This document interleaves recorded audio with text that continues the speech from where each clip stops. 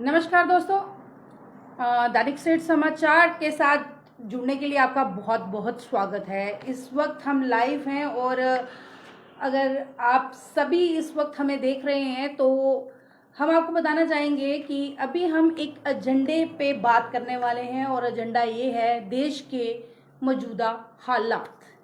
देश के मौजूदा अगर बात करें परिदृश्य क्या है, उसी के ऊपर हमारे साथ चर्चा करने के लिए इस वक्त एक सोशियो पॉलिटिकल एक्टिविस्ट हमारे साथ रितेश गुप्ता जी हैं, जो कि एक समाजीय कार्यकर्ता हैं और बहुत एक्टिव रहते हैं समाज में। रितेश जी, पहले तो आपका बहुत बहुत स्वागत है हमारे स्टूडियो में। धन्यवाद। रितेश जी, जिस तरह से अभी एक एजेंडा जो है हम जिस पे अभी बर्निंग टॉपिक पे अभी हम बात करने वाले हैं, वो है देश के हालात। इस टाइम जो देश की स्थिति जो बन रखी है, एक तो कोविड की महामारी, ऊपर से टोटली अभी लॉकडाउन है। सबसे पहला हम सवाल ये आपसे ये करने वाले हैं कि अगर दूसरी चरण देखा जाए, कोविड का दूसरा जो आ चुका है, कोविड दूसरी तरफा आ चुका है, तो इस पे आपका चाहेंगे आप इस कोविड के चलते? सबसे पहले तो रावी जी, मैं आपको एक दुखद समाचार देना चाहता हूँ। शायद आपको पता होगा कि हम सबके चहेते न्यूज़ एंकर श्री रोहित सदाना जी, जो आज तक के लिए काम किया करते थे, आज वो हम सबके बीच में नहीं है। आज दोपहर के करीब उनका अकस्मात निधन हो गया जी, कोरोना महामारी की वजह से। क्योंकि आप भी उसी फ्रेटर्निटी से हैं, जर्नलिज्म से हैं, तो मैं अपना शोक उनके प्रति आपसे प्रकट करता हूँ। भगवान उनके परिवार को इतनी शक्ति दे कि उनके क्षति को सहने की। जी, बहुत बहुत धन्यवाद आपका। वाकई हम लोग सभी इस टाइम नमन करते हैं। बहुत अच्छे एंकर थे हमारे, चीज़ों को बहुत अच्छी तरह से आगे लेके आते थे। लेकिन अभी का जो एजेंडा है, अभी का मुद्दा है कि कोरोना की दूसरी लहर, इसको आप किस तरह से देखते हैं? ये हमारे देश के प्रधानमंत्री ना कभी कभी यूज किया करते थे, ये संयोग नहीं ये प्रयोग है। मैं भी कहूँगा ये संयोग नहीं ये प्रयोग है। कोरोना 15 मार्च 20 मार्च तक कहीं नहीं था। कोरोना को वापस लाया गया। क्या जरूरत थी कुंभ करवाने की? आप सिर्फ साधु समाज को परमिशन देते कोरोना स्नान के लिए, आम जनता को मत देते, कोरोना ना फैलता। क्या जरूरत थी 5 राज्यों में चुनाव करवाने की? आप इलेक्शन पोस्टपोन कर सकते थे। आप 6-8 महीने के लिए गवर्नर रूल लगा देते। आपका कहने का मतलब है कि ये इलेक्शंस और कुंभ के स्नान से ही ये कोरोना जो है वो दोबारा की लहर, इससे पहले सिर्फ महाराष्ट्र में था थोड़ा बहुत कोरोना और थोड़ा बहुत पंजाब में था। पूरे देश में कोरोना फैलाने के लिए मैं केंद्र को जिम्मेवार मानता हूँ। फिर भी मैं ये कहता हूँ कि कोरोना देश में सिर्फ 20% है। 80% लोग जो मर रहे हैं वो कोरोना की वजह से नहीं मर रहे हैं। मैं आपको एक आंकड़ा दूंगा। अब जो हार्ट अटैक से भी मर रहा है ना, उसको हार्ट अटैक वाले मरीज को, जब किसी को हार्ट अटैक आता है, उसको क्या चाहिए होता है इमीडिएटली? ऑक्सीजन सिलेंडर और वेंटिलेटर। वो इनके पास है नहीं। तो फेस सेविंग के लिए जब वो हार्ट अटैक वाला पेशेंट भी मर जाता है, ये कहते हैं कोरोना से मर गया। किसी ने किडनी की सर्जरी करवाई हुई है, किसी ने हार्ट ट्रांसप्लांट, किसी ने लीवर ट्रांसप्लांट, उसको जब भी कोई दिक्कत आती है उसको इमीडिएटली वेंटिलेटर्स चाहिए होते हैं और ऑक्सीजन सिलेंडर, जो इनके पास है नहीं। उनकी भी मौतें हो रही हैं तो जी कोरोना से हो रही हैं। कहीं ना कहीं ये सोची समझी साजिश है, आपका कहना है? अब एक आंकड़ा देता हूं। 2019-20 में भारत ने 4200 मीट्रिक टन ऑक्सीजन गैस बाहर के देशों को बेच दी 19-20 में। और 20-21 का मतलब हो गया सितंबर से लेकर 31 मार्च तक almost double, 9300 metric ton oxygen gas बाहर के देशों को बेच दी। आप इतने लापरवाह कैसे हो सकते हैं? आपने ये कैसे सोच लिया कि हम कुंभ करवाएंगे, हम 5 राज्यों के चुनाव करवाएंगे और कोरोना नहीं आएगा? तो हमारे पास तो ऑक्सीजन रही नहीं। अब क्या हुआ कि हमने सस्ते दाम पे ऑक्सीजन बाहर के देशों को बेच दी और महंगे दामों पे खरीद रहे हैं। लेकिन कहीं ना कहीं आए दिन अभी भारत की जो हमारे पास रिपोर्ट आ रही है, उसमें ये तो है ऑक्सीजन जो है पूरे भारत में, पूरे स्टेटों में जो है वो बखूबी तरीके से जो है वो भेजी जा रही है। कहाँ भेजी जा रही है? एक राज्य दूसरे राज्य को मदद कर रहा है, जो कर रहा है वो ये चिल्ला रहा है, प्रधानमंत्री जी मैं अपने राज्य के मरीजों को क्या दूं? और प्रधानमंत्री जी के, मुझे लगता है प्रधानमंत्री जी की उम्र बढ़ने के साथ साथ उनको भूलने की आदत पड़ गई है। पश्चिम बंगाल में जब वो चुनावों में जाते थे तो वो कहते थे, भाई और बहनों, मुझे बड़ा गर्व महसूस हो रहा है, इतनी जनता इकट्ठी हुई है मुझे सुनने के लिए। और 2 घंटे की फ्लाइट के बाद जैसे ही वो दिल्ली लौटते थे तो उनको याद आता था, मैं तो देश का प्रधानमंत्री हूँ। मैं थोड़े दिन पुरानी बात कर रहा हूँ, 5-7 दिन। तो फिर वहां पे लोगों से अपील करते थे, जी 2 गज दूरी, मास्क है जरूरी, हाथों को सैनिटाइज करो। और वहां पे इनको गर्व महसूस होता था जब लाखों की संख्या में भीड़ इकट्ठी होती थी। वहां ना खुद मास्क पहना होता था, ना लोगों को कहते थे 2 गज की दूरी बनाए रखो, और वहां भी 80% लोगों ने मास्क नहीं पहने। आपका क्या कहना है कि आज 30 तारीख है और कहीं ना कहीं चुनाव जो है वो समाप्त हो चुके हैं, इसीलिए लॉकडाउन लगाया गया? आप मेरे से 15 दिन पहले मिली थी तो मैंने आपको 15 दिन पहले बता दिया था जी। 29 अप्रैल को बंगाल में लास्ट फेज के चुनाव है, उसके अगले दिन ही ये लॉकडाउन लगा देंगे। लेकिन अगले दिन पे भी नहीं इन्होंने आने दिया। कल शाम को 7 बजे मैंने इतना मैं पढ़ चुका हूँ इस सरकार को कि ये इनके आगे के स्टेप्स क्या होंगे। तो ये है। रितेश जी का कहना है सीधा सीधा जो है एक अंकुश जो है वो लगाया जा रहा है मोदी सरकार पर ही, क्योंकि कहीं ना कहीं चुनाव थे और कुंभ की यात्रा जो है वो भी करवाई गई, जिससे कोरोना जो है महामारी जो है और भी राज्यों में फैल गई। रितेश जी, हम दूसरा सवाल आपसे ये करना चाहते हैं कि मोदी जी जब दूसरी बार भी प्रधानमंत्री बने और उन्होंने एक वादा किया था उस टाइम कि हम आपको 2 करोड़ जो है रोजगार देंगे युवा पीढ़ी को, क्या वो पूरा हुआ वादा? क्या वो रोजगार मिला लोगों को? क्या वो युवा जो थे वो खुश हैं इस वादे से, हमारे माननीय प्रधानमंत्री जी के वादे से? उन्होंने तो 15-15 लाख रुपए भी आपके अकाउंट में डालने का वादा किया था, वो क्या आए? मेरे तो नहीं आए, शायद आपके आए हों। रही 2 करोड़ रोजगार हर वर्ष देने की, उल्टा पिछले वर्ष 65 लाख रोजगार इन्होंने छीन लिए। लॉकडाउन लगाने की वजह से 65 लाख नौकरियां लोगों की चली गई। मैं दूर नहीं जाता, जम्मू में ही आ जाइए, हालात देखिए। 22,053 डेली वेजेस हैं जो पिछले 20 सालों से परमानेंट होने का इंतजार कर रहे हैं। उनमें से तो कुछ तो ओवरेज हो गया और कुछ रिटायरमेंट की वर्ज पे हैं। उनको 3-3, 4-4, 6-6 महीने सैलरी नहीं मिलती, और अगर वो अपना हक मांगने जाते हैं तो बदले में उनको वाटर कैनन मिलते हैं और लाठी चार्ज मिलता है। होम गार्ड्स अपना हक मांगने जाते हैं तो उनको वाटर कैनन और लाठी चार्ज मिलता है।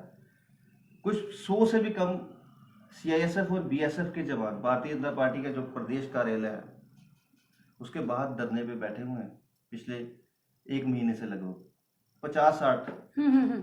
उन्होंने सारे टेस्ट क्लियर किए हुए हैं, उनको ज्वाइनिंग नहीं दिलवा रहे। और जब भारतीय जनता पार्टी के प्रदेश अध्यक्ष रविंद्र राणा जी से पूछो कि भाई वो उनके बारे में कुछ सोचो, तो वो कहते हैं वो केंद्र को चिट्ठी लिखी हुई है। मेरा ये सवाल है, वो कौन सा पोस्ट ऑफिस है जहां वो चिट्ठी रुकी हुई है? ये सिर्फ जुमले सुनाते हैं और कुछ नहीं कर रहे। बिल्कुल। आप अखनूर से हैं, अगर अखनूर की डेवलपमेंट की बात करें, हम किस तरह की डेवलपमेंट हुई है आज तक, उस पर एक नजर डालेंगे, उस पर एक रोशनी डालने की कोशिश करेंगे। अखनूर तो जैसे हमारा घर होता है, घर में एक कमरे होते हैं। हमारा घर है जम्मू और अखनूर उसका एक कमरा है। बेसिकली हम जम्मू वासी हैं, हम अखनूर वासी बात में हैं। 7 साल हो गए इस सरकार को, जिसको ये डबल इंजन वाली सरकार है। ये तो जब भी किसी राज्य में चुनाव लड़ने जाते हैं ये कहते हैं कि हमें मौका दो, केंद्र में तो हम हैं, हम राज्य में भी आ जाएंगे तो डबल इंजन की सरकार बन जाएगी। तो 7 साल तो हो गए डबल इंजन वाली सरकार को, जम्मू में भी बने हुए। तो क्या रोजगार मिला? रोजगार तो छोड़िए, वो तो मैंने आपको बता दिया, रोजगार तो खत्म कर दिए। रोजगार क्या मिलने, विकास कहाँ हुआ? कहाँ विकास हुआ? ये चाहते ही नहीं जम्मू का विकास हो, क्योंकि ये सोचते हैं कि जम्मू के लोग जो हैं बेवकूफ हैं, मूर्ख। जब चुनाव की बारी आएगी ये हमें वोट डाल देंगे, हम राष्ट्रवादी के नारे लगवाएंगे, ये वोट डाल देंगे। लेकिन प्रधानमंत्री को कश्मीर के ट्यूलिप गार्डन नहीं भूलता। प्रधानमंत्री जी ने एक ट्वीट किया कि जाइए देश के लोगों को कि ट्यूलिप गार्डन श्रीनगर में विजिट करिए। हजारों सैकड़ों की तादाद में लोगों ने ट्यूलिप गार्डन गए, स्पेशली गए। प्रधानमंत्री जी को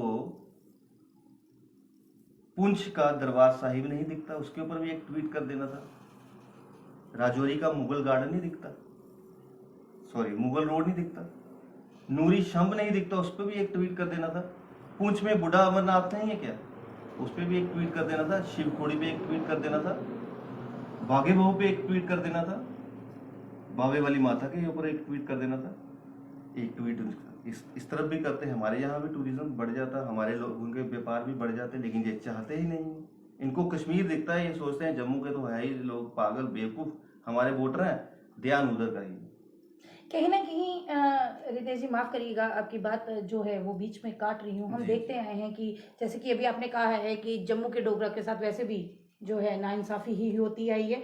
आपने टुलिप गार्डन का जो है इस टाइम एक चर्चा रखी है टुलिप गार्डन की, लेकिन कहीं ना कहीं जम्मू में भी ऐसी बहुत सी स्थान हैं। जम्मू जो है वो मंदिरों का शहर के नाम से प्रसिद्ध है। आज अगर हम हरी मार्केट की बात करते हैं तो वहाँ का व्यापार जो है वो भी कम हो गया, क्योंकि डायरेक्ट जो ट्रेन है वो कहीं ना कहीं जो है सीधी जाने लग पड़ी है।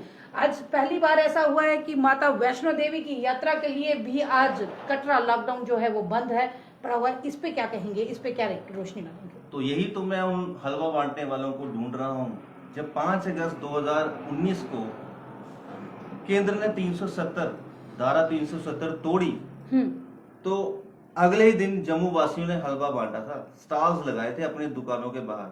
आज मैं उन हलवा बांटने वालों को ढूंढ रहा हूं। मैं ये पूछना चाहता हूं कि 370 तोड़ के बदले आपने जम्मू को क्या दिया?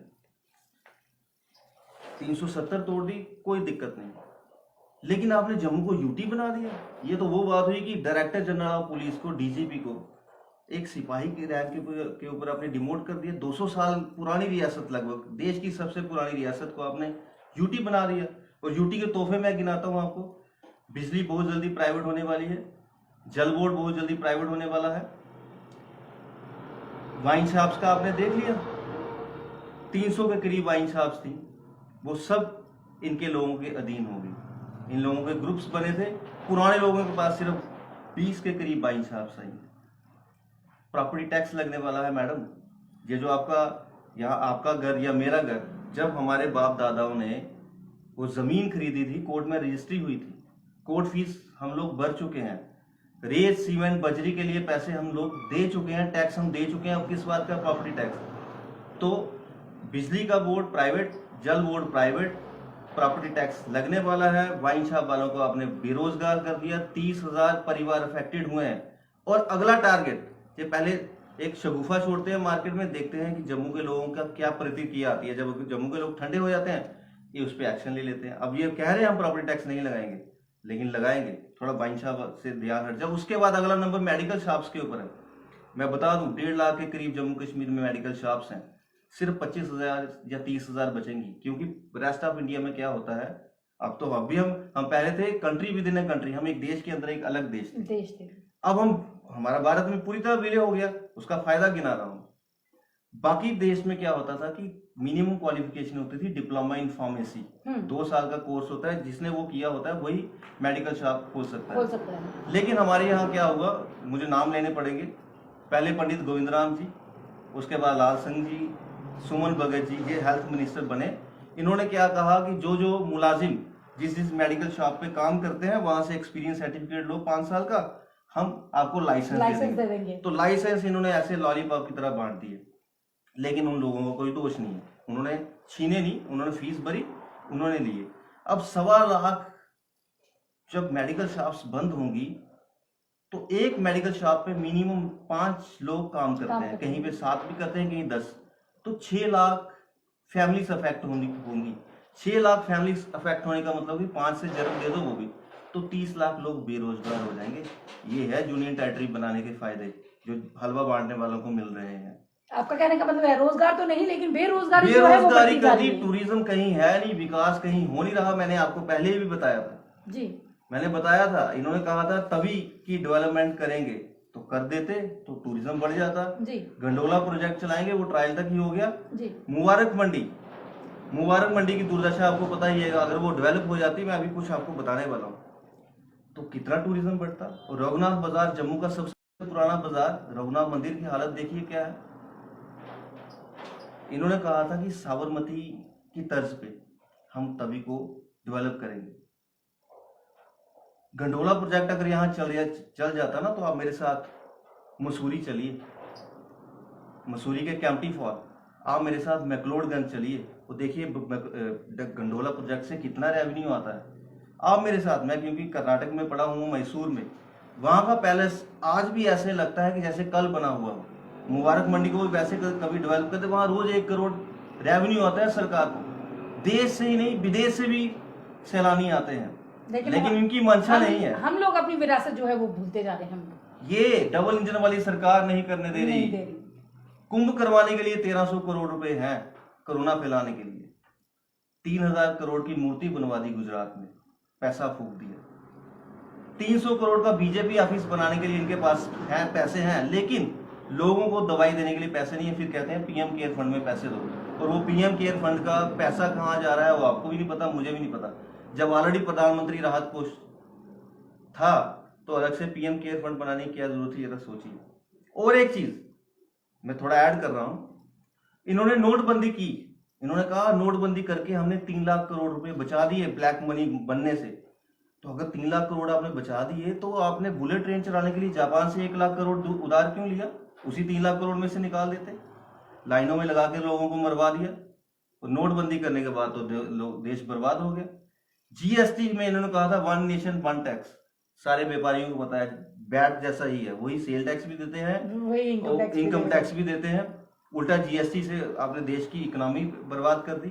अर्थव्यवस्था, जब आपने यूपीए से 2014 में देश संभाला था, प्लस 8.5% में अर्थव्यवस्था थी देश की जीडीपी, आज -18, -19, -20, और सारा देश बेच रहे हैं। मैं थोड़ा ऐड कर दूंगा, मैं 2014 में और 2019 में, जब 2014 के असेंबली इलेक्शंस हुए और पार्लियामेंट के इलेक्शंस हुए, और इवन 2019 के, मैं दुकानदार भी हूँ, सामाजिक राजनीतिक कार्यकर्ता के अलावा, मेरी दुकान पे कोई शादी का कस्टमर आता था ना, तो मैं उनको सामान बाद में दिखाता था, पहले मैं सिरदर्दी करता था, यार मोदी जी को वोट डालना प्लीज, उनका माइंड वॉश करता था। मुझे थोड़ी पता था कि जिनको हम चौकीदार बना रहे हैं वही देश को लूट देंगे, इनसे अच्छे तो अंग्रेज थे। कांग्रेस की सरकारों को हम कोसते थे, उन्होंने देश को आईआईएम्स दिए, all India institute of medical sciences, उन्होंने आईआईएम्स दिए, आईआईटीज दिए, बड़ी बड़ी सरकारी संस्थाएं दी, एलआईसी दी, और ये एक एक करके सब कुछ बेच रहे हैं। बीएसएनएल इन्होंने बेच दिया, एमटीएनएल इन्होंने बेच दिया, ओएनजीसी इन्होंने बेच दी, रेलवे इन्होंने बेच दिया, एयरपोर्ट इन्होंने बेच दिया, एलआईसी इन्होंने बेच दी। और आगे मैं बताऊं, खरीद कौन रहा? उन खरीदने वालों का कोई दोष नहीं है। अगर मैं अपने बीवी के गहने जो आज 50,000 रुपए तोला है, सोनार को कहूंगा 25,000 तोले पे ले ले, वो 1 मिनट में खरीद लेगा। ये कोड़ियों के बाप सारी सरकारी, 300 से ज्यादा सरकारी संस्थाएं हैं देश में, जिसमें से 249 चालू हालत में मतलब जिससे गवर्नमेंट ऑफ इंडिया को प्रॉफिट आ रहा होता है, उसमें से भी 24 संस्थाएं ये सरकारी बेच चुके हैं जी। देश के 7 बड़े एयरपोर्ट गौतम अडानी के, जो फॉर्च्यून ग्रुप का मालिक है, उसको बेच चुके हैं। अभी हाल में इन्होंने अहमदाबाद, बेंगलुरु और लखनऊ का एयरपोर्ट बेच दिया है। अब नागपुर और जयपुर की तैयारी है। गौतम अडानी जी को कोंकण रेलवे बेच दिया। देश में सारा जो लॉजिस्टिक, जिसको आप माल वाहक कहते हैं, जो एक जगह से दूसरी जगह माल ट्रांसपोर्ट होता है ट्रेनों में, वो सारा कोंकण रेलवे के थ्रू होता था, वो गौतम अडानी को बेच दिया। और सिर्फ वही बेचा था, लेकिन गौतम अडानी तो कोंकण रेलवे की जमीनें भी बेच रहा है। पेट्रोल पंप और आपकी जो गैस है, वो तो ऑलरेडी अंबानी साहब, मुकेश अंबानी साहब उसको देख रहे हैं। एलआईसी जिससे गवर्नमेंट ऑफ इंडिया कर्जा लेती थी, उसको भी बेच दिया। चलिए रितेश जी, सवाल जवाब इसी तरह से आगे बनते भी रहेंगे, समय की थोड़ी सी पाबंदी रहती है। अंत में आपसे एक अंतिम जो हम अपील है वो लेना चाहते हैं, क्योंकि कोविड जो है वो बढ़ रहा है, कहीं ना कहीं लॉकडाउन भी लगा हुआ है, और बढ़ते हुए केसेस को देख के आज हमारे जम्मू वासियों को, अखनूर वासियों को आप क्या संदेशा देना चाहते हैं? उससे पहले मैं एक लाइन बोलना चाहता हूँ जी। वाइन शॉप्स खुल जाती हैं, तो एक दिन मैं सोच रहा था कि कोरोना कोई देवता तो नहीं है जो गवर्नमेंट ऑफ इंडिया ने मना लिया, यार तू वाइन शॉप्स के 100 मीटर के दायरे में मत जाना। तो जहां उन्होंने ऑप्शन दिया कोरोना देवता ने कि भाई मैं 2 ऑप्शन है, स्कूलों में घुसूं या वाइन शॉप्स में। गवर्नमेंट ऑफ इंडिया ने सोचा कि अगर स्कूलों में घुस गए तो लोग पढ़ लिख जाएंगे, और अगर लोग पढ़ लिख गए तो वो समझ जाएंगे कि हमें बेवकूफ बनाया जा रहा है। उन्होंने कहा यार वाइन शॉपों को बख्श दो, वहां से हमें इनकम आती है, स्कूलों में घुस जाओ, तो ना पढ़ेगा इंडिया ना बढ़ेगा इंडिया, सिर्फ कुंभ नहाएगा इंडिया और चुनाव लड़ेगा इंडिया जी। तो ये हालात हैं। जी, बहुत बहुत शुक्रिया रितेश जी। ये थे हमारे साथ सामाजिक कार्यकर्ता रितेश जी। एक आम आदमी आज क्या महसूस कर रहा है, इन्होंने अपनी बातचीत से अपने विचार जो हैं वो आप सभी के सामने रखे हैं। दैनिक स्टेट समाचार की एक ही कोशिश होती है कि पब्लिक की बात आप तक पहुंचाना। कहीं ना कहीं जो दबी आवाज रह जाती है, कहीं सुनवाई नहीं होती, वो हमारे चैनल के माध्यम से आगे आ सकती है। आप लोग ही फैसला करें कि आखिर इनमें क्यों भाजपा को लेकर, मोदी सरकार को लेकर, गवर्नमेंट को लेकर इतनी जो गुस्सा है वो क्यों है। विडंबना इस बात की है क्योंकि आज जो हालात, इस टाइम जिस हालात से हम लोग गुजर रहे हैं, उसके पीछे सीधा सीधा आज एक अंकुश लगा दिया गया सरकार पर। और इसी के साथ मुझे दीजिए आज्ञा। मैं राबिया खजूरिया, दैनिक स्टेट समाचार के लिए अभी के लिए बस इतना ही। धन्यवाद।